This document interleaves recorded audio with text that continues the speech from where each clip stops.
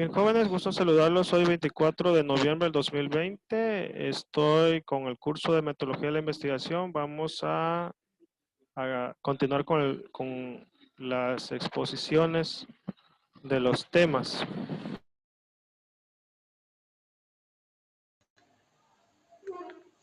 Espero que estén muy bien. Ya yo revisé sus trabajos que los subieron a Classroom. Entonces, ahorita ya revisé eh, la tarea 1, la 2, la 3, la 4. La 4 fue ayer, que fueron las fichas. Todos ya la subieron. Bueno, básicamente todos. A todos les contesté, les puse comentarios porque tienen que, en algunos casos, delimitar bien su objeto de estudio, su objeto de investigación. Recuerden que no estamos investigando temas, sino que estamos investigando problemas. Y básicamente es una aproximación a nuestro objeto de estudio.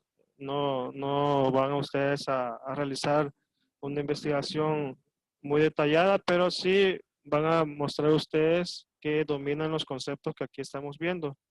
Entonces, la semana pasada vimos lo que es la definición de metodología de investigación, vimos sobre el método cualitativo, cuantitativo, y también llegamos a lo que son las fichas de trabajo, que son fichas de cita textual, de resumen, paráfrasis, básicamente son las que vamos a trabajar en este curso. Y para la actividad de ayer, les pedí que subieran las fichas, lo hicieron bien. Nada más me parece que le comenté a dos de sus compañeros que había que delimitarlo, porque por ejemplo me puso, por ejemplo, contaminación, pero tiene que decir en dónde y en qué periodo. Por ejemplo, contaminación en Culiacán, pero qué tipo de contaminación, contaminación de ríos, contaminación del aire, contaminación de las calles, tiene que ser específico, pues. Entre más específica una investigación es mejor. También vimos sobre la elaboración de las etapas de la investigación.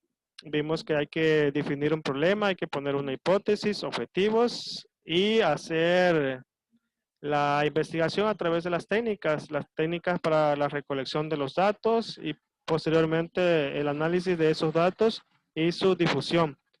Para la clase de hoy vamos a ver sobre la elaboración de un marco teórico.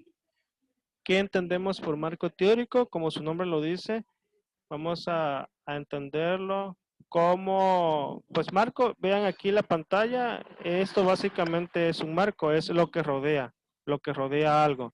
Entonces, cuando digo marco teórico, estoy hablando sobre la teoría que va a estar presente a lo largo de mi investigación. Y para hacer un marco teórico tengo que seguir diferentes etapas, por ejemplo, la revisión de la literatura, es decir, qué se ha escrito sobre mi objeto de estudio, qué se ha escrito sobre mi problema de investigación. Por ejemplo, si voy a investigar la violencia en Sinaloa, pues voy a consultar periódicos, revistas, libros, pero también puedo hacer entrevistas. Pero cuando yo voy a hacer un marco teórico, lo que voy a hacer es consultar los libros, consultar qué libros se han escrito sobre ese tema. Por eso es que les puse más bien una actividad para entregar el día de hoy antes de las 3 de la tarde que tiene que ver con la revisión de la literatura. Es decir, ustedes tienen un problema de investigación, van a buscar qué libro o qué autor aborda su problema de investigación. Por ejemplo, el que vaya a investigar la violencia o la inseguridad en Culiacán, pues va a buscar un autor que haya escrito sobre ese tema, sobre esa problemática en Culiacán. Ahora, no necesariamente tiene que ser el libro sobre Culiacán ni sobre un año en específico. Es decir, ustedes pueden consultar literatura de investigadores que hicieron su estudio, por ejemplo, en Francia en el siglo XVII. Les sirve. ¿Por qué? Porque lo que ustedes van a buscar es que haya una persona que haya investigado su problema de estudio. ¿Ok? ¿Qué le hace que no investigue la inseguridad en Culiacán, ni que investigue la inseguridad en el 2010, en el 2008, sino que aborde su problema de investigación? ¿Ok? Entonces, cuando dice revisión de la literatura, se refiere a todos los libros que se han escrito pero que tengan como objeto de estudio el problema que ustedes están investigando. Otra, adopción de una teoría. ¿Qué es eso? Bueno, cuando ya consulto una literatura, cuando yo consulto un libro, este libro generalmente va a seguir una teoría que puede ser de los ámbitos que ya les había dicho, político, social, económico, cultural. Entonces, ese libro está inscrito en esa teoría. ¿Ok? Ahora, la definición de la teoría, ¿cómo la vamos a entender? Como ese conjunto de conocimientos que me permite a mí encontrar información. Es como las gafas que se pone una persona, son como los lentes que se pone una persona para encontrar algo. Por ejemplo, si pensemos que un objeto de estudio está en en el patio de la casa y que está oscuro. Entonces, el foco que yo utilizo para buscar, por ejemplo, un recipiente en ese patio, ese foco con luz va a ser mi teoría. ¿Por qué? Porque es la que va a guiar, la que me va a mostrar dónde seguramente está lo que yo estoy buscando. ¿Ok? Esa es una analogía nada más. Entonces, repito, para elaborar un marco teórico, primero tengo que leer los libros que hablen sobre mi objeto de estudio o el autor que aborde mi problema que yo estoy investigando. Al final, ya que explique, nos vamos a quedar para platicar sobre sus investigaciones, en dónde están buscando información y les voy a hacer sugerencias. Luego dice adopción de una teoría para la construcción de un marco teórico. Ya también lo vimos en la clase anterior. Es adopción de una teoría o definición de una teoría. Para ello vamos a consultar biblioteca, hemeroteca, biblioteca e internet. Pero nada más aquellos autores que aborden mi objeto de estudio. Bien, que el autor consultado aborde tu tema de investigación o tu problema. Para ello vamos a encontrar fuentes primarias, fuentes secundarias, fuentes terciarias. Ahora, ya vimos la clase anterior cómo citar la paráfrasis, el resumen y ficha de cita textual. En esta ocasión vamos a ver otra forma de citar y básicamente son de dos tipos, el formato APA y el formato Harvard. ¿En qué consiste en esto? Básicamente el formato APA es poner entre paréntesis el apellido del autor seguido por el año de la publicación de un libro. Es decir, cuando yo voy a poner una información, cuando yo voy a poner una idea de alguien, voy a citar quién lo dijo. Entonces, entre paréntesis yo pongo el autor, coma y el año. Ese es el formato APA. Aquí les voy a poner un ejemplo. Dice estilo APA, American Psychological. ¿Ok? Eh, Aquí viene cómo hacer la cita. Viene el autor del libro, coma, artículo, apellido, la letra inicial del nombre, el año de la publicación, lo que les decía. Es decir, el apellido del autor seguido por el año de la publicación. Por ejemplo, esto se pone al final, ¿no? Al final de la investigación también lo van a hacer ustedes. Porque al interior del texto nada más se pone el apellido, coma, el año.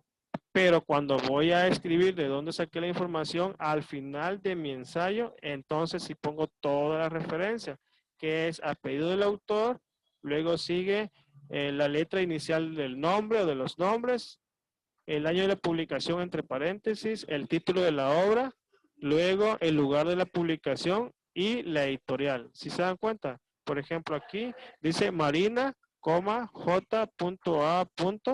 Escribió en el 2000, publicó en el 2011 el título La educación del talento en Barcelona, en la editorial Ariel. ¿Ok? Entonces, esta es una forma. Es, bueno, jóvenes, me sacó el internet. No sé si me escuchan.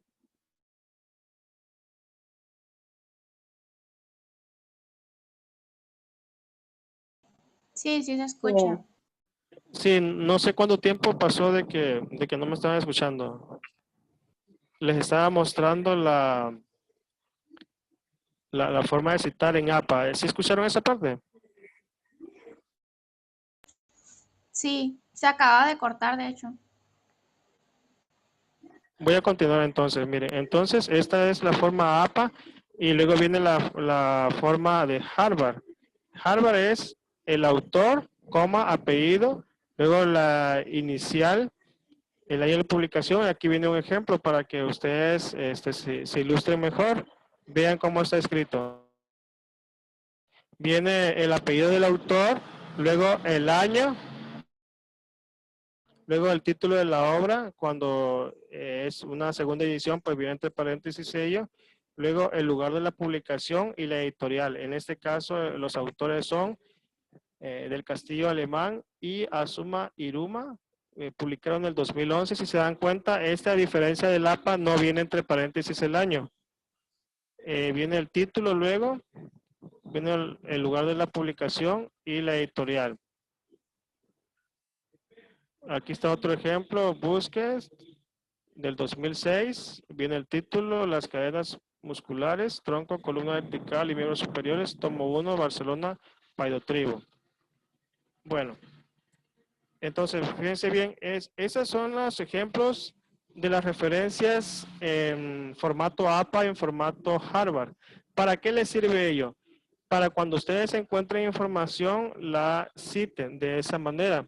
Y al final de su ensayo, para el proyecto que me van a entregar el jueves, ustedes van a poner estas formas, van a poner en estas formas sus referencias. Es decir, lo que hicieron ayer para las fichas, eso es una cosa y esto es otra cosa. Lo de ayer son fichas para obtener información y lo de ahora son citas, forma de citar y forma de referencia.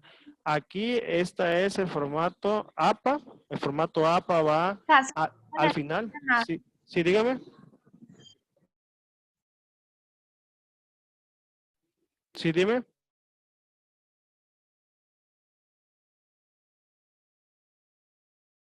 Profe, se escucha como trabado, así como medio robótico.